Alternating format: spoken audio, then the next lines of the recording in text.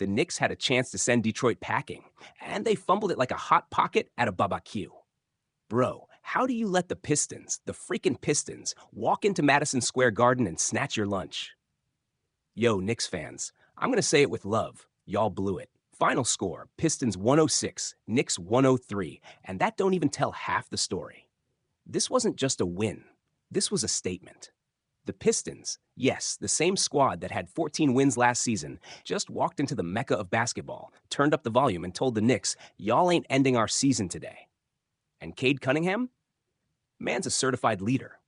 Dude dropped 24 points, 8 boards, 8 dimes, and controlled the whole damn tempo like a playoff vet. He wasn't just hooping, he was conducting.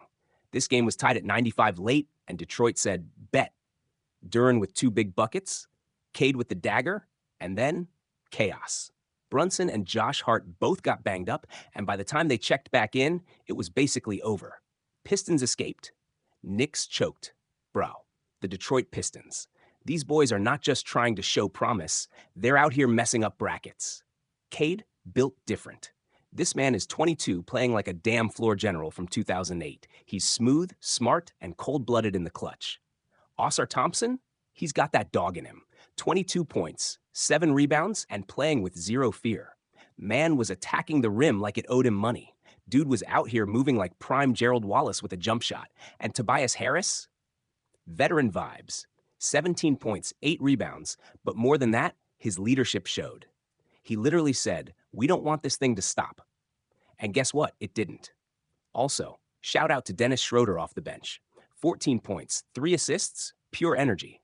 He came in, changed the pace, started yelling in German or something, and just disrupted the Knicks' whole flow. Jalen Brunson?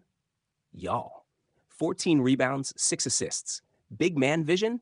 Check. Rim protection? Check. Dude's just 20 and already bullying grown men in the paint. Detroit's playing with house money, and they're flipping the table like they own the casino. Now let's talk about the Knicks. Jalen Brunson. Look, man, we love you. You've been carrying all season. But tonight, 4 for 16 from the field. 4.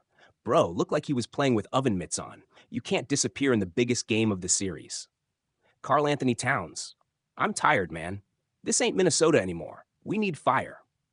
17 points and 11 boards looks nice, until you realize most of that came when Detroit's second unit was in. Where were you when Cade was cooking, y'all? Mikal Bridges, decent numbers, 17 points, but you were out there cardioing on defense. Let Ausar blow by you like that? Chief, this ain't it. OG Anunoby had 19, and that's cute, but the impact, non-existent. Just a bunch of buckets. Nobody felt those points. And the bench? Robinson did his job, 13 and 11, respect, but the rest? Ghosted. Zero energy, zero threat. The Knicks' offense was flatter than an open Sprite. No fizz, no bite. Just a bunch of dudes passing like it's a 2K tutorial. And let's talk coaching. Tom Thibodeau, my guy, what are we doing? You saw Brunson and Hart ready to check back in with 3 minutes left and didn't call a timeout? The Pistons had a 6-point swing before you even blinked. That's coaching malpractice, bro. At Knicks Pain Daily, I've aged 4 years watching this team blow double-digit leads. Brunson out there looking like he's auditioning for Space Jam 3. You Detroit versus everybody 47. Pistons just turned MSG into Little Caesars Arena East. We own that building now. At this point, I'd rather let Julius Randle play hurt than watch this offense again. You know what burns me the most? The lack of urgency. This was a close-out game. This was a chance to move on, and y'all came out like it was preseason. The Knicks were sleepwalking through the first quarter. They were outscored 28-17 early and spent the entire night trying to fix it. You can't play catch-up in the playoffs, man. That's not how this works. You want to win in April and May? You better start like your life depends on it. And for Detroit, man, you got to respect the culture shift. They don't care about your legacy. They don't care about your big market. They're just hooping their hearts out. 44-38 this year after winning only 14 last season. That's not a rebuild. That's a resurrection. MVP, Cade Cunningham. Dude was locked in. 24-8-8 with clutch buckets, led, lifted, and leveled up. Certified baller. LVP, Jalen Brunson. Hate to do it, but 4 for 16 in an elimination opportunity, that's a legacy killer. We love your season, but this game, garbage. So now it's game 6 in Detroit, and I know what y'all are thinking, but the Pistons haven't won a home playoff game since Obama was in office. I don't care. This team is cooking. The vibes are immaculate. The Knicks are bleeding. If Detroit gets game 6, game 7 in New York is going to be a street fight.